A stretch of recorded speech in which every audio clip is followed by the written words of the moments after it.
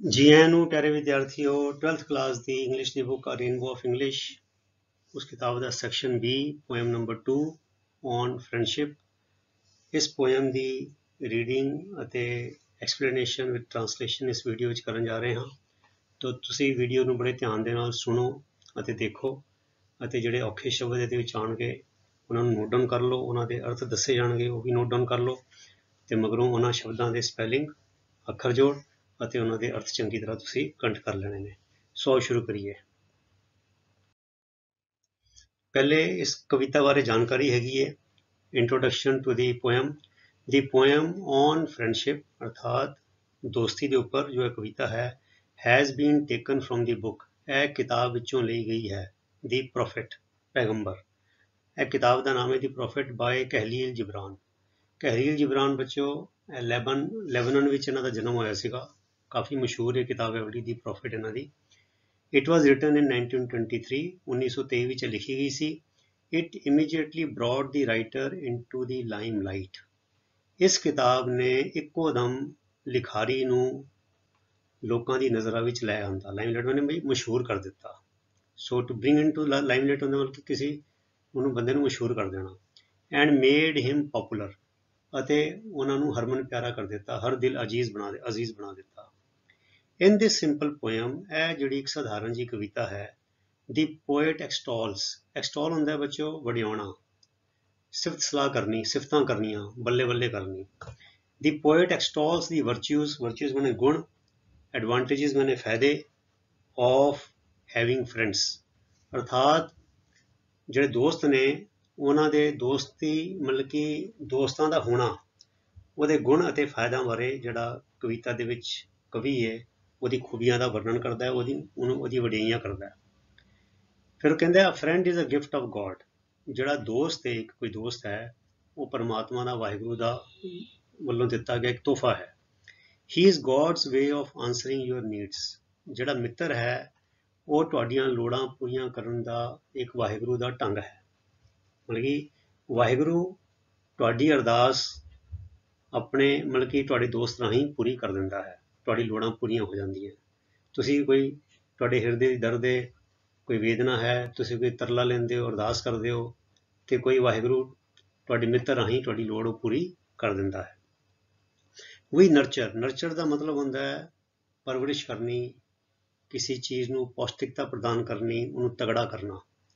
ਅ bond ਮੈਨੇ ਕੜੀ of friendship with ਲਵ, ਅਰਥਾਤ ਅਸੀਂ ਜੋ ਦੋਸਤੀ ਦੀ ਕੜੀ ਹੈ ਉਹਦੀ ਜਿਹੜੀ ਵਾਧਾ ਹੈਗਾ ਉਹਨੂੰ ਅਸੀਂ ਪੌਸ਼ਟਿਕਤਾ ਨੂੰ ਤਗੜਾ ਕਰਦੇ ਹਾਂ ਪਿਆਰ ਦੇ ਨਾਲ, ਵਿਦ ਲਵ।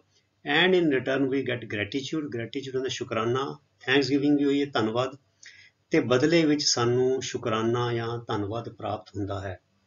ਪਿਆਰ ਦੇ ਨਾਲ ਅਸੀਂ ਇਸ ਕੜੀ ਨੂੰ, ਦੋਸਤੀ ਦੀ ਕੜੀ ਨੂੰ ਮਜ਼ਬੂਤ ਕਰਦੇ ਹਾਂ ਤੇ ਬਦਲੇ ਵਿੱਚ ਸਾਨੂੰ ਸ਼ੁਕਰਾਨਾ ਤੇ ਧੰਨਵਾਦ ਦੀ ਜਿਹੜੀ ਇੱਕ ਦੁਆ ਹੈਗੀ ਹੈ ਉਹ ਸਾਨੂੰ ਪ੍ਰਾਪਤ ਹੁੰਦੀ ਹੈ, ਅਸੀਸ ਮਿਲਦੀ ਹੈ। A friend acts like a board ਹੁੰਦਾ ਤਖਤਾ, ਜਿਹੜਾ ਇੱਕ ਦੋਸਤ ਹੈ ਉਹ ਇੱਕ ਤਖਤੇ ਦੇ ਵਾਂਗ ਕੰਮ ਕਰਦਾ ਹੈ। ਦੈਟ ਪ੍ਰੋਵਾਈਡਸ ਸਟਰੋਂਗ ਸਪੋਰਟ ਮੈਨੇ ਆਸਰਾ, ਸਟਰੋਂਗ ਮੈਨੇ ਤਗੜਾ, ਜੋ ਕਿ ਇੱਕ ਤਗੜਾ ਆਸਰਾ ਦਿੰਦਾ ਹੈ। ਇਨ ਆਲ ਟਾਈਮਸ, ਹਰ ਸਮਿਆਂ ਵਿੱਚ। ਹੀ ਇਜ਼ ਲਾਈਕ ਅ ਫਾਇਰਸਾਈਡ ਹੁੰਦੀ ਬੱਚਿਓ ਜਿਹੜਾ ਚੁੱਲ੍ਹਾ ਹੁੰਦਾ ਹੈ, ਫਾਇਰਪਲੇਸ ਹੁੰਦਾ ਹੈ, ਉਹਦੇ ਮੂਹਰੇ ਥੋੜ੍ਹੀ ਜਿਹੀ ਥਾਂ ਨੂੰ ਪੱਕਾ ਕਰ ਦਿੱਤਾ ਗਿਆ ਹੁੰਦਾ ਹੈ ਤਾਂ ਕਿ ਉੱਤੇ ਬੰਦਾ ਕੁਰਸੀ ਤੇ ਜਾਂ ਚੌਕੜੀ ਮਾਰ ਕੇ ਮੂਹਰੇ ਤੇ ਬਹਿ ਸਕੇ ਤੇ ਹੱਥ ਸੇਕ ਸਕੇ ਤੇ ਨਿੱਘ ਲੈ ਸਕੇ। ਸੋ ਫਾਇਰ ਸਾਈਡ ਅਸੀਂ ਕਹਿ ਸਕਦੇ ਹਾਂ ਫਾਇਰ ਪਲੇਸ ਜਾਂ ਚੁੱਲ੍ਹੇ ਲਾਗੇ ਬੈਠਣ ਦੀ ਥਾਂ। So he is like a fireside, ਜਿਹੜਾ ਦੋਸਤ ਹੈ, ਮਿੱਤਰ ਹੈ, ਉਹ ਚੁੱਲ੍ਹੇ ਦੇ ਲਾਗੇ ਬੈਠਣ ਵਾਲੀ ਥਾਂ ਹੈ। ਦੈਟ ਪ੍ਰੋਵਾਈਡਸ ਅਸ ਵਾਰਮਥ, ਜੋ ਕਿ ਸਾਨੂੰ ਨਿੱਘ ਪ੍ਰਦਾਨ ਕਰਦਾ ਹੈ। ਇਨ ਕੋਲਡ, ਠੰਡ ਵਿੱਚ, ਔਰ ਟਰਬੂਲੈਂਟ ਟਾਈਮਸ, ਟਰਬੂਲੈਂਟ ਹੁੰਦੇ ਨੇ ਜਿਹਦੇ 'ਚ ਬਹੁਤ ਉਤਾਰ ਚੜਾਵ ਆ ਰਿਹਾ, ਔਖੀ ਘੜੀ ਕਹਿ ਸਕਦੇ ਹਾਂ ਅਸੀਂ, ਔਖੀਆਂ ਘੜੀਆਂ ਵਿੱਚ ਅਤੇ ਠੰਡ ਵੇਲੇ ਸਾਨੂੰ ਨਿੱਘ ਦਿੰਦਾ ਹੈ। One does not fear to say no or yes to a friend, ਜਿਹੜਾ ਅਸਲੀ ਦੋਸਤ ਹੈ ਉਹਨੂੰ ਨਾ ਕਹਿਣ ਲੱਗੇ ਜਾਂ ਹਾਂ ਕਹਿਣ ਲੱਗੇ ਕੋਈ ਡਰ ਮਹਿਸੂਸ ਨਹੀਂ ਹੁੰਦਾ, ਉਹਦੇ ਨਾਲ ਕਿਸੇ ਕਿਸਮ ਦਾ ਕੋਈ ਓਪਰਾਪਨ ਨਹੀਂ ਹੁੰਦਾ, ਕੋਈ ਝਾਕਾ ਨਹੀਂ ਹੁੰਦਾ। ਅਸੀਂ ਬਿਨਾਂ ਕਿਸੇ ਡਰ ਦੇ, ਬਿਨਾਂ ਕਿਸੇ ਫਿਕਰ ਦੇ, ਤੇ ਅਸੀਂ ਉਹਨੂੰ ਹਾਂ ਕਹਿਣੀ ਹੋਵੇ ਹਾਂ ਕਹਿ ਸਕਦੇ ਹਾਂ, ਨਾ ਕਹਿਣੀ ਹੋਵੇ ਨਾ ਕਹਿ ਸਕਦੇ ਹਾਂ। ਫਿਰ ਕਹਿੰਦੇ so one can either agree or disagree with friends. So ਇਹਦਾ ਮਤਲਬ ਇਹ ਹੋਇਆ ਕਿ ਜਿਹੜਾ ਬੰਦਾ ਹੈ ਉਹ ਆਪਣੇ ਦੋਸਤਾਂ ਦੇ ਨਾਲ ਸਹਿਮਤ ਵੀ ਹੋ ਸਕਦਾ ਹੈ ਤੇ ਅਸਹਿਮਤ ਵੀ ਹੋ ਸਕਦਾ ਹੈ without any fear of upsetting them, ਬਿਨਾਂ ਇਸ ਡਰ ਤੋਂ ਕਿ ਕਿਤੇ ਉਹ ਦੋਸਤ ਮੇਰਾ ਨਾਰਾਜ਼ ਨਾ ਹੋ ਜਾਏ। ਅਰਥਾਤ ਦੋਸਤਾਂ ਦੇ ਨਾਲ ਕਿਸੇ ਵੀ ਕਿਸਮ ਦੀ ਫਾਰਮੈਲਿਟੀ ਨਹੀਂ ਹੁੰਦੀ, ਲੋਕਾਚਾਰੀ ਨਹੀਂ ਹੁੰਦੀ, ਪਖੰਡ ਨਹੀਂ ਹੁੰਦਾ, ਮੁਖੌਟਾ ਨਹੀਂ ਹੁੰਦਾ। ਜੇ ਦੋਸਤ ਦੇ ਨਾਲ ਸਾਨੂੰ ਕੋਈ ਗੱਲ ਤੋਂ ਸਹਿਮਤ ਨਹੀਂ ਹੈਗੇ ਤੇ ਅਸੀਂ ਬਿਨਾਂ ਫਿਕਰ ਕੀਤੇ ਕਹਿ ਸਕਦੇ ਹਾਂ ਵੀ ਭਾਈ ਮੈਂ ਤੇਰੀ ਇਸ ਗੱਲ ਤੋਂ ਸਹਿਮਤ ਨਹੀਂ ਹੈਗਾ, ਤੇ ਜੇ ਸਹਿਮਤ ਹੈਗੇ ਹਾਂ ਤਾਂ ਵੀ ਅਸੀਂ ਬਿਨਾਂ ਕਿਸੇ ਫਿਕਰ ਤੋਂ ਕਹਿ ਸਕਦੇ ਹਾਂ ਮੈਂ ਤੇਰੀ ਇਸ ਗੱਲ ਤੋਂ ਸਹਿਮਤ ਹੈਗਾ। ਉਹਦੇ ਵਿੱਚ ਇਸ ਤਰ੍ਹਾਂ ਦਾ ਕੋਈ ਮਤਲਬ ਕਿ ਬਣਾਵਟੀਪਨ ਨਹੀਂ ਹੁੰਦਾ। One does not need to proclaim one's love for a friend, ਤੇ ਕਿਸੇ ਨੂੰ ਪ੍ਰੋਕਲੇਮ ਹੁੰਦਾ ਐਲਾਨ ਕਰਨਾ, ਢਿੰਡੋਰਾ ਪਿੱਟਣਾ। ਕਿਸੇ ਨੂੰ ਆਪਣੇ ਦੋਸਤ ਦੇ ਨਾਲ ਜੋ ਪਿਆਰ ਹੈ ਉਹਦਾ ਢਿੰਡੋਰਾ ਨਹੀਂ ਪਿੱਟਣਾ ਪੈਂਦਾ, ਉਹਦੀ ਦੁਹਾਈ ਨਹੀਂ ਦੇਣੀ ਪੈਂਦੀ, ਉਹਦਾ ਐਲਾਨ ਨਹੀਂ ਕਰਨਾ ਪੈਂਦਾ। ਕਿਉਂ? A friend will be able to read our thoughts even if we do not express them, ਕਿਉਂਕਿ ਜਿਹੜਾ ਅਸਲੀ ਦੋਸਤ ਹੋਏਗਾ ਉਹ ਸਾਡੀਆਂ ਸੋਚਾਂ ਨੂੰ ਪੜ੍ਹ ਲਏਗਾ। Even if we do not express them, ਜੇ ਅਸੀਂ ਉਹਨਾਂ ਸੋਚਾਂ ਨੂੰ ਵਿਚਾਰਾਂ ਨੂੰ ਪ੍ਰਗਟ ਨਾ ਵੀ ਕਰੀਏ, ਸ਼ਬਦਾਂ ਦਾ ਰੂਪ ਨਾ ਵੀ ਦਈਏ, ਉਹ ਸਾਡੇ ਦਿਲਾਂ ਦੀ ਗੱਲਾਂ ਨੂੰ, ਸਾਡੇ ਮਨ ਦੇ ਵਿਚਾਰਾਂ ਨੂੰ ਪੜ੍ਹ ਲਏਗਾ। We can open our heart to them, ਅਸੀਂ ਆਪਣਾ ਦਿਲ ਜਿਹੜਾ ਹੈ ਉਹਨਾਂ ਅੱਗੇ ਖੋਲ੍ਹ ਕੇ ਰੱਖ ਸਕਦੇ ਹਾਂ ਦੋਸਤਾਂ ਦੇ ਅੱਗੇ। Open our heart ਅਰਥਾਤ ਦਿਲ ਦੀਆਂ ਸਾਰੀ ਗੱਲਾਂ ਕਰ ਸਕਦੇ ਹਾਂ। And share our joys and sorrows with them, ਅਤੇ ਆਪਣੇ ਖੁਸ਼ੀਆਂ ਅਤੇ ਜਿਹੜੇ ਦੁੱਖ ਨੇ ਉਹਨਾਂ ਨਾਲ ਸਾਂਝੇ ਕਰ ਸਕਦੇ ਹਾਂ। This is what can refresh our heart like the morning dew, ਇਹ ਐਸੀ ਚੀਜ਼ ਹੈ ਜੋ ਸਾਡੇ ਦਿਲਾਂ ਨੂੰ ਸਵੇਰ ਦੀ ਜੋ ਤਰੇੜ ਹੁੰਦੀ ਹੈ ਉਹਦੇ ਵਾਂਗ ਤਰੋ ਤਾਜ਼ਾ ਕਰ ਸਕਦੇ ਹਨ, ਸਾਡੇ ਹਿਰਦਿਆਂ ਨੂੰ, ਬੁਝੇ ਹੋਏ ਹਿਰਦਿਆਂ ਨੂੰ ਖੁਸ਼ੀ ਖੇੜਾ ਦੇ ਸਕਦੇ ਹਨ, ਜਿਵੇਂ ਕਿ ਇੱਕ ਸਵੇਰ ਦੀ ਤਰੇੜ ਲੈ ਕੇ ਆਉਂਦੀ ਹੈ। The poet uses an excellent imagery in the poem, imagery ਹੁੰਦੀ ਬਿੰਬਾਵਲੀ ਜਾਂ ਅਸੀਂ ਕਹਿੰਦੇ ਕਲਪਨਾ ਅਲੰਕਾਰ। ਜਿਹੜਾ ਪੋਇਟ ਹੈ ਐਕਸੀਲੈਂਟ ਮੈਨੇ ਬੜੇ ਵਧੀਆ, ਬੜੇ ਉੱਤਮ, ਬੜੇ ਆਲਾ ਕਿਸਮ ਦੇ, ਬੜੇ ਕਮਾਲ ਦੀ ਜਿਹੜੀ ਕਲਪਨਾ ਹੈ, ਬਿੰਬਾਵਲੀ ਹੈ, ਅਲੰਕਾਰ ਹੈ, ਇਸ ਕਵਿਤਾ ਵਿੱਚ ਯੂਜ਼ ਕਰਦਾ ਹੈ, ਵਰਤਦਾ ਹੈ। ਦੀ ਯੂਜ਼ ਆਫ ਪ੍ਰੋਪਰ ਸਿਮਿਲੀਜ਼ ਵੀ ਅਲੰਕਾਰ, ਉਪਮਾ ਅਲੰਕਾਰ ਜਿਹਨੂੰ ਕਿਹਾ ਜਾਂਦਾ ਹੈ, ਮਤਲਬ ਕਿ ਜਿਹੜੇ ਢੁਕਵੇਂ ਉਪਮਾ ਅਲੰਕਾਰ ਨੇ, helps in conveying his thoughts and ideas in a befitting manner. ਉਹਨਾਂ ਢੁਕਵੇਂ ਉਪਮਾ ਅਲੰਕਾਰਾਂ ਦੇ ਰਾਹੀਂ ਉਹਦੇ ਜਿਹੜੇ ਵਿਚਾਰ ਨੇ ਕਵੀ ਦੇ ਅਤੇ ਆਈਡੀਆਜ਼ ਜਿਹੜੇ ਹੈਗੇ ਨੇ, ਉਹਦੀ ਜਿਹੜੀਆਂ ਭਾਵਨਾਵਾਂ ਨੇ, ਉਹਨੂੰ ਬਿਫਿਟਿੰਗ ਮੈਨਰ, ਬੜੇ ਢੁਕਵੇਂ ਢੰਗ ਦੇ ਨਾਲ ਪੇਸ਼ ਕਰਨ ਵਿੱਚ ਇਹਨਾਂ ਅਲੰਕਾਰਾਂ ਨੇ ਕਵੀ ਦੀ ਮਦਦ ਕੀਤੀ ਹੈ। ਹੁਣ ਕਵਿਤਾ ਸ਼ੁਰੂ ਹੁੰਦੀ ਹੈ, ਕਹਿੰਦੇ ਐਂਡ ਅ ਯੂਥ ਸੈਡ, ਅਤੇ ਇੱਕ ਨੌਜਵਾਨ ਨੇ ਕਿਹਾ, speak to us of friendship, ਸਾਡੇ ਨਾਲ ਦੋਸਤੀ ਬਾਰੇ ਕੋਈ ਗੱਲ ਕਰੋ, ਦੋਸਤੀ ਬਾਰੇ ਕੁਝ ਦੱਸੋ। ਤੇ ਫਿਰ ਉਹ ਜਵਾਬ ਦਿੰਦਾ ਕਵੀ, ਕਹਿੰਦੇ your friend is your needs ਆਨਸਰਡ, ਤੁਹਾਡਾ ਦੋਸਤ ਉਹ ਹੈ ਜੋ ਤੁਹਾਡੀਆਂ ਲੋੜਾਂ ਪੂਰੀਆਂ ਕਰ ਦੇਵੇ। ਅਰਥਾਤ ਤੁਹਾਡੇ ਦੋਸਤ ਹੋਣ ਦਾ ਮਤਲਬ, ਤੁਹਾਡਾ ਦੋਸਤ ਦਾ ਮਤਲਬ ਹੈ ਤੁਹਾਡੀਆਂ ਲੋੜਾਂ ਪੂਰੀਆਂ ਹੋ ਜਾਣੀਆਂ। ਹੀ ਇਜ਼ ਯੂਅਰ ਫੀਲਡ, ਉਹ ਤੁਹਾਡਾ ਖੇਤ ਹੈ, ਵਿਚ ਯੂ ਸੋ ਵਿਦ ਲਵ, ਜਿਹਦੇ ਵਿੱਚ ਤੁਸੀਂ ਪਿਆਰ ਦਾ ਬੀਜ ਬੀਜਦੇ ਹੋ। ਐਂਡ ਰੀਪ ਹੁੰਦਾ ਬੱਚਿਓ ਪ੍ਰਾਪਤ ਕਰਨਾ, ਵੱਢ ਕੇ ਜਿਹਦਾ ਫਸਲ ਲੈਣੀ। And reap with thanks giving, ਅਤੇ ਤੇ ਫਿਰ ਤੁਸੀਂ ਉਸ ਸ਼ੁਕਰਾਨੇ ਦੀ ਭਾਵਨਾ ਦੇ ਨਾਲ, ਸ਼ੁਕਰਾਨੇ ਦੀਆਂ ਅਸੀਸਾਂ ਦੇ ਨਾਲ ਤੁਸੀਂ ਉਹ ਫਸਲ ਵੱਢਦੇ ਹੋ। And he is your board and your fire side, ਉਹ ਤੁਹਾਡਾ ਤਖਤਾ ਹੈ, ਤੁਹਾਨੂੰ ਜੋ ਆਸਰਾ ਦਿੰਦਾ ਹੈ। ਐਂਡ ਯੂਅਰ ਫਾਇਰ ਸਾਈਡ, ਤੇ ਫਾਇਰ ਪਲੇਸ ਦੇ ਕੋਲ ਬੈਠਣ ਵਾਲੀ ਥਾਂ ਹੈ ਜੋ ਤੁਹਾਨੂੰ ਨਿੱਘ ਪ੍ਰਦਾਨ ਕਰਦਾ ਹੈ। For you come to him, ਕਿਉਂਕਿ ਤੁਸੀਂ ਉਹਦੇ ਕੋਲ ਆਉਂਦੇ ਹੋ। ਵਿਦ ਯੂਅਰ ਹੰਗਰ, ਆਪਣੀ ਭੁੱਖ ਲੈ ਕੇ, ਆਪਣੀ ਕੋਈ ਲੋੜ ਲੈ ਕੇ। And you seek him for peace, ਤੇ ਤੁਸੀਂ ਉਹਦੀ ਭਾਲ ਸ਼ਾਂਤੀ ਲਈ ਕਰਦੇ ਹੋ। ਸੀਕ ਹੁੰਦਾ ਭਾਲ ਕਰਨੀ, ਸ਼ਾਂਤੀ ਲਈ ਉਹਦੀ ਭਾਲ ਕਰਦੇ ਹੋ। When your friend speaks his mind, ਜਦੋਂ ਤੁਹਾਡਾ ਦੋਸਤ ਆਪਣੇ ਮਨ ਦੀ ਗੱਲ ਕਰਦਾ ਹੈ। ਯੂ ਫੀਅਰ ਨਾਟ ਦੀ ਨੇ ਇਨ ਯੂਅਰ ਮਾਈਂਡ, ਤੁਸੀਂ ਉਸ ਵੇਲੇ ਤੁਹਾਡੇ ਮਨ ਵਿੱਚ ਪੈਦਾ ਹੋਈ ਨਾ, ਉਹ ਤੋਂ ਡਰਦੇ ਨਹੀਂ ਹੈਗੇ, ਉਸਨੂੰ ਤੁਸੀਂ ਕਹਿ ਦਿੰਦੇ ਹੋ ਕਿ ਨਹੀਂ ਇਹ ਗੱਲ ਇੱਦਾਂ ਨਹੀਂ ਹੈਗੀ। Note do you with hold ਦੀ ਇਹ ਮੈਨੇ ਹੁੰਦਾ ਯੈਸ, ਨਹੀਂ ਹੁੰਦਾ ਨੋ। ਵਿਦ ਹੋਲਡ ਮੈਨੇ ਰੋਕ ਕੇ ਰੱਖਣਾ, ਤੇ ਨਾ ਹੀ ਤੁਸੀਂ ਜਿਹੜੀ ਹਾਂ ਹੈ ਉਹਨੂੰ ਆਪਣੇ ਮਨ ਵਿੱਚ ਰੋਕ ਕੇ ਰੱਖਦੇ ਹੋ। ਅਰਥਾਤ ਕਿਸੇ ਮਿੱਤਰ ਦੇ ਨਾਲ, ਕਿਸੇ ਦੋਸਤ ਦੇ ਨਾਲ ਜਦੋਂ ਆਪਣੇ ਮਨ ਦੀ ਗੱਲ ਕਰਦਾ ਹੈ ਤੇ ਉਹਨੂੰ ਹਾਂ ਜਾਂ ਨਾ ਕਹਿਣ ਵਿੱਚ ਤੁਹਾਨੂੰ ਕੋਈ ਯੱਕੋ ਤੱਕੀ ਨਹੀਂ ਕਰਨੀ ਪੈਂਦੀ, ਕੋਈ ਤੁਹਾਨੂੰ ਸੋਚ ਵਿਚਾਰ ਨਹੀਂ ਕਰਨੀ ਪੈਂਦੀ, ਇੰਨਾ ਆਪਣਾਪਨ ਉਹਦੇ ਨਾਲ ਹੁੰਦਾ ਹੈ। And van he is silent, ਤੇ ਜਦੋਂ ਉਹ ਚੁੱਪ ਹੁੰਦਾ ਹੈ। ਯੂਅਰ ਹਾਰਟ ਸੀਜ਼ਿਜ਼ ਨਾਟ, ਤੁਹਾਡਾ ਦਿਲ ਰੁਕ ਨਹੀਂ ਜਾਂਦਾ। ਕਿਸ ਗੱਲ ਤੋਂ ਨਹੀਂ ਰੁਕ ਜਾਂਦਾ? To listen to his heart, ਉਹਦੇ ਦਿਲ ਦੀਆਂ ਤਾਰਾਂ ਨੂੰ ਸੁਣਨ ਵਾਸਤੇ, ਉਹਦੇ ਦਿਲ ਦੀਆਂ ਗੱਲਾਂ ਨੂੰ ਸੁਣਨ ਵਾਸਤੇ। ਅਰਥਾਤ ਜਦੋਂ ਚੁੱਪ ਵੀ ਹੁੰਦਾ ਹੈ ਤਦੋਂ ਵੀ ਤੁਹਾਡਾ ਦਿਲ ਉਹਦੇ ਦਿਲ ਨੂੰ, ਉਹਦੀ ਦਿਲ ਦੀ ਆਵਾਜ਼ ਨੂੰ ਸੁਣਦਾ ਹੈ। ਫॉर ਵਿਦਆਊਟ ਵਰਡਸ, ਕਿਉਂਕਿ ਬਿਨਾਂ ਸ਼ਬਦਾਂ ਤੋਂ, ਇਨ ਫਰੈਂਡਸ਼ਿਪ, ਦੋਸਤੀ ਦੇ ਵਿੱਚ, all ਥਾਟਸ, ਸਾਰੀਆਂ ਸੋਚਾਂ, all desires, ਸਾਰੀਆਂ ਇੱਛਾਵਾਂ, all expectations, ਸਾਰੀਆਂ ਆਸਾਂ, are born and shared, ਜਨਮ ਲੈਂਦੀਆਂ ਹਨ ਅਤੇ ਸਾਂਝੀਆਂ ਕੀਤੀਆਂ ਜਾਂਦੀਆਂ ਹਨ ਬਿਨਾਂ ਸ਼ਬਦਾਂ ਤੋਂ। ਦੋਸਤੀ ਦੇ ਵਿੱਚ ਉਹ ਕਹਿ ਰਿਹਾ with joy that is unacclaimed, ਉਸ ਖੁਸ਼ੀ ਦੇ ਨਾਲ ਜਿਹੜੀ ਕੋਈ ਪ੍ਰਤੱਖ ਤੌਰ ਤੇ ਕੋਈ ਬੱਲੇ ਬੱਲੇ ਨਹੀਂ ਕੀਤੀ ਜਾਂਦੀ, ਕੋਈ ਵਾਹ ਵਾਹ ਨਹੀਂ ਕੀਤੀ ਜਾਂਦੀ। ਅਰਥਾਤ ਮਤਲਬ ਕੀ ਹੈ, ਇੱਕ ਮੂਕ ਖੁਸ਼ੀ ਹੈ ਜਿਹੜੀ ਚੁੱਪ ਚੁਪੀਤੇ ਕੰਮ ਕਰਦੀ ਹੈ ਤੇ ਉਸ ਖੁਸ਼ੀ ਦੇ ਵਿੱਚ ਸਾਰੀਆਂ ਸੋਚਾਂ, ਸਾਰੀਆਂ ਇੱਛਾਵਾਂ, ਸਾਰੀਆਂ ਆਸਾਂ ਜਨਮ ਲੈਂਦੀਆਂ ਹਨ ਅਤੇ ਸਾਂਝੀਆਂ ਕੀਤੀਆਂ ਜਾਂਦੀਆਂ ਹਨ। ਤੇ ਇਹ ਜਿਹੜੀ ਖੁਸ਼ੀ ਐਸੀ ਹੈ ਜਿਹਦਾ ਕੋਈ ਬਹੁਤ ਵੱਡਾ ਢੋਲ ਢਮੱਕਾ ਨਹੀਂ ਕੀਤਾ ਜਾਂਦਾ, ਇਹ ਖੁਸ਼ੀ ਕੋਈ ਪ੍ਰਤੱਖ ਤੌਰ ਤੇ ਜ਼ਾਹਰ ਨਹੀਂ ਕੀਤੀ ਜਾਂਦੀ। ਫਿਰ ਕਹਿੰਦੇ when you part from your friend, part from ਦਾ ਮਤਲਬ ਹੁੰਦਾ ਹੈ part ਤੇ ਉਹਨੇ ਇੱਕ ਹਿੱਸਾ ਹੁੰਦਾ ਹੈ, ਤੇ part ਇੱਥੇ ਮਤਲਬ ਹੈਗਾ ਬੱਚਿਓ ਇਹ ਕਿਰਿਆ ਹੈਗੀ ਹੈ, ਵਰਬ ਹੈਗੀ ਹੈ। when you part from your friend, ਅਰਥਾਤ ਜਦੋਂ ਤੁਸੀਂ ਆਪਣੇ ਦੋਸਤ ਤੋਂ ਜੁਦਾ ਹੁੰਦੇ ਹੋ, ਜਦੋਂ ਤੁਹਾਡੀ ਦੋਸਤ ਤੋਂ ਦੂਰੀ ਬਣਦੀ, ਦੂਰੀ ਅਰਥਾਤ ਮਤਲਬ ਕਿ ਭੌਤਿਕ ਤੌਰ ਤੇ ਉਹ ਕਿਤੇ ਦੂਰ ਚਲਾ ਜਾਂਦਾ, ਦੂਜੇ ਸ਼ਹਿਰ ਚਲਾ ਜਾਂਦਾ ਹੈ, ਤੁਹਾਡੇ ਵਿੱਚ ਵਿੱਥ ਬਣ ਜਾਂਦੀ ਹੈ। you grieve not, ਤੇ ਤੁਸੀਂ ਅਫਸੋਸ ਨਹੀਂ ਕਰਦੇ, ਤੁਸੀਂ ਦੁੱਖ ਪ੍ਰਗਟ ਨਹੀਂ ਕਰਦੇ। for, ਕਿਉਂਕਿ, ਇੱਥੇ for ਨਾਲ ਕਿਉਂਕਿ, that which you love most in him, ਕਿਉਂਕਿ ਉਹ ਗੱਲ, ਉਹ ਖੂਬੀ, ਉਹ ਗੁਣ ਜਿਹੜਾ ਤੁਸੀਂ ਉਹਦੇ ਵਿੱਚ ਹੈਗਾ ਔਰ ਜਿਹਨੂੰ ਤੁਸੀਂ ਸਭ ਤੋਂ ਵੱਧ ਪਿਆਰ ਕਰਦੇ ਹੋ, may be clearer in his absence, ਉਹ ਹੋ ਸਕਦਾ ਹੈ ਉਹਦੀ ਗੈਰ ਹਾਜ਼ਰੀ ਵਿੱਚ ਜ਼ਿਆਦਾ ਸਪਸ਼ਟ ਰੂਪ 'ਚ ਤੁਹਾਨੂੰ ਦਿਖੇ ਉਹ ਗੁਣ, ਉਹ ਖੂਬੀ।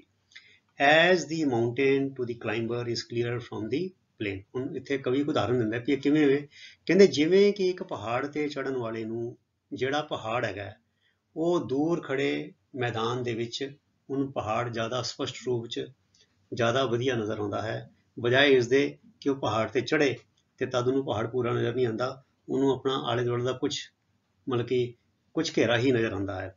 ਪਰ ਜਦੋਂ ਉਹ ਥੱਲੇ ਮੈਦਾਨ ਤੇ ਹੁੰਦਾ ਹੈ, ਦੂਰ ਹੁੰਦਾ ਹੈ, ਤੇ ਉਹਨੂੰ ਪਹਾੜ ਬੜਾ ਸਪਸ਼ਟ ਰੂਪ 'ਚ ਨਜ਼ਰ ਆਉਂਦਾ ਹੈ। ਇਸੇ ਤਰ੍ਹਾਂ ਉਹ ਇਹ ਉਦਾਹਰਨ ਦੇ ਕੇ ਕਹਿ ਰਹੇ ਵੀ ਜਦੋਂ ਦੋਸਤ ਦੂਰ ਚਲਾ ਜਾਂਦਾ ਹੈ, ਆਮ ਤੌਰ ਤੇ ਅਸੀਂ ਪੰਜਾਬੀ 'ਚ ਇੱਕ ਅਖਾਣ ਵਰਤਦੇ ਹਾਂ ਬੱਚਿਓ ਕਿ ਜਾਂ ਗਿਆ ਸਵਾਦ ਜਾਂ ਮੋਇਆ ਸਵਾਦ, ਵੀ ਬੰਦਾ ਜਦੋਂ ਕਿਤੇ ਦੂਰ ਚਲਾ ਜਾਂਦਾ ਫਿਰ ਸਾਨੂੰ ਉਹਦੀ ਜਿਹੜੀ ਹੈ ਉਹਦੀ ਹਾਜ਼ਰੀ, ਉਹ ਜਦ ਸੀਗਾ ਸਾਡੇ ਕੋਲ ਤੇ ਉਹਦੇ ਕੀ ਕੀ ਲਾਭ ਸੀ, ਕੀ ਕੀ ਫਾਇਦੇ ਸੀਗੇ, ਉਹਦੀ ਉਹ ਜਿਹੜੀ ਉਹਦੀ ਗੈਰ ਹਾਜ਼ਰੀ ਵਿੱਚ ਉਹ ਗੱਲਾਂ ਦਾ ਸਾਨੂੰ ਪਤਾ ਲੱਗਦਾ ਹੈ। And let there be no purpose in friendship, save, ਇਹ ਤੇ ਸੇਵ ਦਾ ਮਤਲਬ ਹੈ except, other than that, besides, ਇਹਦਾ ਮਤਲਬ ਹੈਗਾ the deepening of the spirit. Spirit ਕਿਹੜੀ? ਫਰੈਂਡਸ਼ਿਪ ਦੀ ਸਪਿਰਿਟ। ਡੀਪਨਿੰਗ ਮੈਨੇ ਡੂੰਘਾ ਕਰਨਾ, ਡੀਪਨਿੰਗ ਆਫ ਦਾ ਸਪਿਰਿਟ ਅਰਥਾਤ ਇਸ ਦੋਸਤੀ ਦੀ ਭਾਵਨਾ ਨੂੰ ਡੂੰਘਾ ਕਰਨ ਤੋਂ ਇਲਾਵਾ, ਸੇਵ ਦਾ ਮਤਲਬ ਇਲਾਵਾ, let there be no purpose in friendship, ਦੋਸਤੀ ਦੇ ਵਿੱਚ ਕੋਈ ਹੋਰ ਮਕਸਦ ਨਹੀਂ ਹੋਣਾ ਚਾਹੀਦਾ। ਅਰਥਾਤ ਉਹ ਕਹਿਣਾ ਚਾਹੁੰਦਾ ਕਵੀ ਕਿ ਦੋਸਤੀ ਦੇ ਵਿੱਚ ਕਿਸੇ ਵੀ ਕਿਸਮ ਦਾ ਹਿੱਤ, ਨਿੱਜੀ ਹਿੱਤ, ਸਵਾਰਥ, ਲਾਲਚ, ਲੋਭ ਜਾਂ ਹੋਰ ਕੋਈ ਜਿਹੜੀ ਨਿਸ਼ਾਨਾ ਨਹੀਂ ਹੋਣਾ ਚਾਹੀਦਾ। ਦੋਸਤੀ ਦਾ ਮਕਸਦ ਸਿਰਫ ਇਹ ਹੋਣਾ ਚਾਹੀਦਾ ਹੈ ਕਿ ਦੋਸਤੀ ਦੀ ਭਾਵਨਾ ਨੂੰ ਹੋਰ ਡੂੰਘਾ ਕੀਤਾ ਜਾਵੇ। For love that six out, ਇੱਥੇ ਔਟ ਬੱਚਿਓ ਹੈ ਆਰਕੇਕ ਇੰਗਲਿਸ਼ ਹੈ, ਅਰਥਾਤ ਪੁਰਾਤਨ ਅੰਗਰੇਜ਼ੀ ਹੈ। ਇਹ ਸ਼ਬਦ ਅੱਜ ਕੱਲ੍ਹ ਆਮ ਵਰਤੋਂ ਦੀ ਅੰਗਰੇਜ਼ੀ ਵਿੱਚ ਨਹੀਂ ਵਰਤੇ ਜਾਂਦੇ, ਪਰ ਤੁਹਾਨੂੰ ਪੁਰਾਣੀਆਂ ਕਵਿਤਾਵਾਂ ਵਿੱਚ ਇੱਦਾਂ ਦੇ ਸ਼ਬਦ ਮਿਲਣਗੇ। ਔਟ ਦੇ ਦੋ ਤਿੰਨ ਮਤਲਬ ਹੁੰਦੇ ਨੇ, ਇਹਦਾ ਮਤਲਬ ਨਿਲ ਵੀ ਹੁੰਦਾ ਹੈ, ਨੋਟ ਵੀ ਹੁੰਦਾ ਹੈ, ਜ਼ੀਰੋ ਸਿਫਰ ਵੀ ਹੁੰਦਾ ਹੈ, ਤੇ ਔਟ ਦਾ ਮਤਲਬ ਇੱਥੇ ਐਨੀਥਿੰਗ ਹੈਗਾ, ਐਨੀਥਿੰਗ। ਕਹਿੰਦੇ for love that seeks anything but, but ਦਾ ਮਤਲਬ ਇੱਥੇ except the disclosure of its own mystery is not love. ਇੱਦਾਂ ਕਿਉਂ ਕਿਹਾ ਉਹਨੇ? ਕਹਿੰਦਾ ਕਿਉਂਕਿ ਉਹ ਵਾਲਾ ਪਿਆਰ ਜਿਹੜਾ ਹੋਰ ਕੁਛ ਤੇ ਮੰਗਦਾ ਹੈ, ਸੀਕਸ ਆਊਟ ਮੈਨੇ ਸੀਕਸ ਐਨੀਥਿੰਗ, ਹੋਰ ਕੁਛ ਤੇ ਮੰਗਦਾ ਹੈ, ਹੋਰ ਕਿਸੇ ਚੀਜ਼ ਦੀ ਭਾਲ ਤੇ ਕਰਦਾ ਹੈ, but the disclosure of its own mystery, ਪਰ ਇਹ ਜਿਹੜੀ ਰਹੱਸਮਈ ਜਿਹੜੀ ਦੋਸਤੀ ਹੈ ਇਹਦਾ ਭੇਤ ਨਹੀਂ ਲੱਭਦਾ, ਇਹਦੇ ਭੇਤ ਵਾਲੇ ਪਾਸੇ ਨਹੀਂ ਜਾਂਦਾ, ਇਹਦੀ ਡੂੰਘਾਈ ਨੂੰ ਨਹੀਂ ਸਮਝਦਾ, ਤੇ ਹੋਰ ਚੀਜ਼ਾਂ ਦੇ ਪਾਸੇ ਜਿਹੜੀਆਂ ਸੁਪਰਫਿਸ਼ਲੀ ਸਤਹੀ ਚੀਜ਼ਾਂ ਨੇ ਉਹਨਾਂ ਦੇ ਮਗਰ ਤੁਰਿਆ ਹੋਇਆ, ਆਪਣੇ ਸਵਾਰਥ ਦੇ ਮਗਰ ਤੁਰਿਆ ਹੈ। ਫਿਰ ਕਹਿੰਦੇ ਇਜ਼ ਨੋਟ ਲਵ, ਕਹਿੰਦੇ ਫਿਰ ਉਹ ਪਿਆਰ ਨਹੀਂ ਹੈਗਾ। But a net cast forth, ਉਹ ਤੇ ਸਮਝੋ ਇੱਕ ਮੋਹਰੇ, ਆਪਣੇ ਮੋਹਰੇ ਸੱਟਿਆ ਹੋਇਆ ਜਾਲ ਹੈਗਾ ਜਿਹਦੇ ਵਿੱਚ ਸਾਡੇ ਮਨ ਦੇ ਵਿੱਚ ਕੋਈ ਲਾਲਚ ਹੈਗੀ ਹੈ, ਕੋਈ ਲੋਭ ਹੈਗਾ ਹੈ, ਕੋਈ ਸਵਾਰਥ ਹੈਗਾ ਕਿ ਇਹ ਕੁਝ ਮੈਨੂੰ ਪ੍ਰਾਪਤ ਹੋ ਜਾਏਗਾ। ਤੇ ਕਹਿੰਦੇ ਉਹ ਜਾਲ ਵਿੱਚ ਫਸਦਾ ਕੀ ਹੈ? And only the ਅਨਪ੍ਰੋਫਿਟੇਬਲ is caught, ਅਨਪ੍ਰੋਫਿਟੇਬਲ ਨੇ ਕੌਡੀਆਂ, ਬੇਕਾਰ ਦੀਆਂ ਚੀਜ਼ਾਂ ਜਿਨ੍ਹਾਂ ਦਾ ਕੋਈ ਲਾਭ ਨਹੀਂ ਹੈਗਾ। ਤੇ ਜਿਹੜੀ ਕੌਡੀਆਂ ਨੇ ਪੱਥਰ ਕੰਕਰ ਨੇ, ਅਨਪ੍ਰੋਫਿਟੇਬਲ ਜਿਹੜੀਆਂ ਨਿਗੂਣੀਆਂ ਚੀਜ਼ਾਂ ਨੇ ਉਸ ਜਾਲ ਵਿੱਚ ਉਹੀ ਫਸਦੀਆਂ ਹਨ। ਅਰਥਾਤ ਉਹ 'ਚੋਂ ਕੋਈ ਬਹੁਤ ਉੱਤਮ ਚੀਜ਼ ਪ੍ਰਾਪਤ ਨਹੀਂ ਹੁੰਦੀ ਇਹੋ ਜਿਹੀ ਸੋਚ ਦੇ ਨਾਲ। ਫਿਰ ਕਹਿੰਦੇ and light your best B for your friend.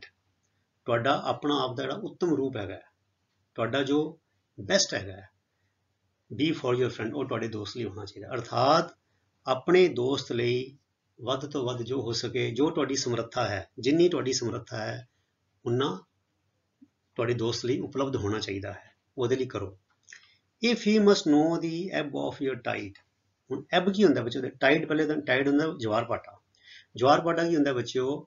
ਇਹ ਗੁਰਤਾ ਸ਼ਕਤੀ ਦੇ ਅਧੀਨ, ਜਿਹਦੇ ਵਿੱਚ ਸੂਰਜ ਵੀ ਕੰਮ ਕਰਦਾ ਹੈ, ਚੰਦਰਮਾ ਵੀ ਕੰਮ ਕਰਦਾ ਹੈ, ਧਰਤੀ ਦਾ ਪਾਣੀ ਜਿਹੜਾ ਹੈ ਇਹ ਇਹਦੇ ਉੱਪਰ ਨੂੰ ਖਿੱਚਿਆ ਜਾਂਦਾ ਹੈ ਤੇ ਥੱਲੇ ਨੂੰ ਦੱਬਿਆ ਜਾਂਦਾ ਹੈ ਜਦੋਂ ਧਰਤੀ ਘੁੰਮਦੀ ਹੈ। ਠੀਕ ਹੈ, ਸੋ ਇਹਨੂੰ ਕਹਿੰਦੇ ਜਵਾਰ ਭਾਟਾ। ਅਸੀਂ ਦੇਖਦੇ ਹਾਂ ਨਦੀਆਂ ਦੇ ਵਿੱਚ, ਸਮੁੰਦਰ ਦੇ ਵਿੱਚ, ਨਹਿਰਾਂ ਦੇ ਵਿੱਚ, ਜਿਹੜੇ ਸਮੁੰਦਰ ਨਾਲ ਜੁੜੀਆਂ ਹੋਈਆਂ, ਪਾਣੀ ਦਾ ਤਲ ਉੱਪਰ ਆ ਜਾਂਦਾ ਹੈ ਫਿਰ ਥੱਲੇ ਵੀ ਚਲਾ ਜਾਂਦਾ ਹੈ। ਇਹ ਇੱਕ ਦਿਨ 'ਚ 2 ਵਾਰ ਵੀ ਹੋ ਸਕਦਾ ਹੈ ਤੇ ਇੱਕ ਦਿਨ 'ਚ 4 ਵਾਰ ਵੀ ਹੋ ਸਕਦਾ ਹੈ ਕਿ 2 ਵਾਰ ਉੱਤੇ ਗਿਆ, 2 ਵਾਰ ਥੱਲੇ ਗਿਆ, ਜਾਂ 1 ਵਾਰ ਉੱਤੇ ਗਿਆ, 1 ਵਾਰ ਥੱਲੇ ਗਿਆ। ਅਸੀਂ ਜਿਹੜਾ 2 ਵਾਰ ਜਾਂਦਾ ਉਹਨੂੰ ਕਹਿੰਦੇ ਡਾਇਰਨਲ ਚੇਂਜ, ਦਿਨ 'ਚ ਇੱਕ ਵਾਰ ਹੋਣ ਵਾਲੀ ਚੇਂਜ। ਤੇ ਜਿਹੜੇ ਦਿਨ 'ਚ 2 ਵਾਰ ਦਾ ਹੁੰਦਾ, 2 ਜੋੜੀਆਂ ਬਣਦੀਆਂ, 1 ਵਾਰ ਉੱਤੇ ਥੱਲੇ ਤੇ ਫਿਰ 1 ਵਾਰ ਉੱਤੇ ਥੱਲੇ, ਉਸ ਨੂੰ ਕਹਿੰਦੇ ਸੈਮੀ ਡਾਇਰਨਲ ਚੇਂਜ। ਇਹ ਅਸੀਂ ਗੱਲਾਂ ਡਿਟੇਲ 'ਚ ਪੜ੍ਹੀਆਂ ਕਿਉਂਕਿ ਮੈਂ ਮਰਚੈਂਟ ਦੇ ਵਿੱਚ ਕੰਮ ਕੀਤਾ। ਸੋ ਇੱਥੇ ਉਹ ਕਹਿ ਰਿਹਾ ਹੈ ਵੀ ਜਵਾਰ ਭਾਟੇ ਦਾ ਐਬ ਹੁੰਦਾ ਬੱਚੋ ਪਾਣੀ ਦਾ ਤਲ ਦਾ ਥੱਲੇ ਜਾਣਾ, ਪਾਣੀ ਥੱਲੇ ਜਾਣਾ, ਤੇ ਫਲੱਡ ਹੁੰਦਾ ਪਾਣੀ ਦਾ ਲੈਵਲ ਉੱਪਰ ਆਉਣਾ। ਹੁਣ ਇਹ ਮੁਹਾਵਰਾ ਵਰਤਿਆ ਹੈ, ਕਹਿੰਦੇ ਆਫ ਯੂਅਰ ਟਾਈਡ। ਉਹ ਸਾਡਾ ਟਾਈਡ ਕਿਹੜਾ? ਸਾਡਾ ਜਵਾਰ ਭਾਟਾ ਕਿਹੜਾ? ਸਾਡੀ ਜ਼ਿੰਦਗੀ ਦਾ ਜਵਾਰ ਭਾਟੇ 'ਚ ਬੱਚਿਓ ਕੀ ਹੈ? ਐਬ ਫਲੱਡ ਕੀ ਹੈਗੇ ਨੇ? ਉਤਾਰ ਚੜਾਵ।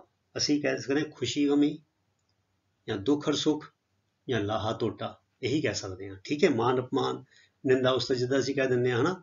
ਸੋ if he must know the ebb of your tide let him know its flood also. ਅਰਥਾਤ ਕਹਿੰਦੇ ਜੇ ਤੁਹਾਡੇ ਜਵਾਰ ਭਾਟੇ ਦੇ ਨਿਵਾਣ ਦੇ ਬਾਰੇ ਉਹਨੂੰ ਪਤਾ ਹੋਣਾ ਚਾਹੀਦਾ ਹੈ, light him no the it's flood also, ਫਿਰ ਉਹਨੂੰ ਉਹਦਾ ਜਿਹੜਾ ਚੜ੍ਹਤ ਹੈ ਉਹ ਵੀ ਪਤਾ ਹੋਣਾ ਚਾਹੀਦਾ। ਅਰਥਾਤ ਆਪਣੇ ਦੋਸਤ ਦੇ ਨਾਲ ਜਿਹੜੀ ਦੋਸਤੀ ਹੈ ਉਹ ਸਿਰਫ ਦੁੱਖ ਵੇਲੇ, ਮੁਸੀਬਤ ਵੇਲੇ ਜਾਂ ਲੋੜ ਵੇਲੇ ਨਹੀਂ ਹੋਣੀ ਚਾਹੀਦੀ।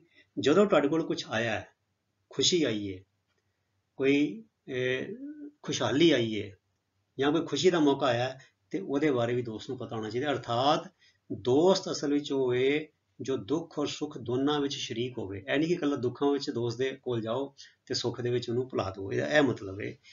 If he must know the ebb of your tide let him know its flood also. ਜੇ ਉਹਨੂੰ ਤੁਹਾਡੀ ਜ਼ਿੰਦਗੀ ਦੇ ਜਵਾਰ ਭਾਟੇ ਦੇ ਪਾਣੀ ਦੇ ਥੱਲੇ ਜਾਣ ਵਾਲਾ ਪਾਸਾ ਪਤਾ ਹੈ, ਤੇ ਫਿਰ ਜਿਹੜਾ ਪਾਣੀ ਦਾ ਉੱਪਰ ਆਉਂਦਾ ਉਹ ਵੀ ਉਹਨੂੰ ਪਤਾ ਹੋਣਾ ਚਾਹੀਦਾ ਹੈ।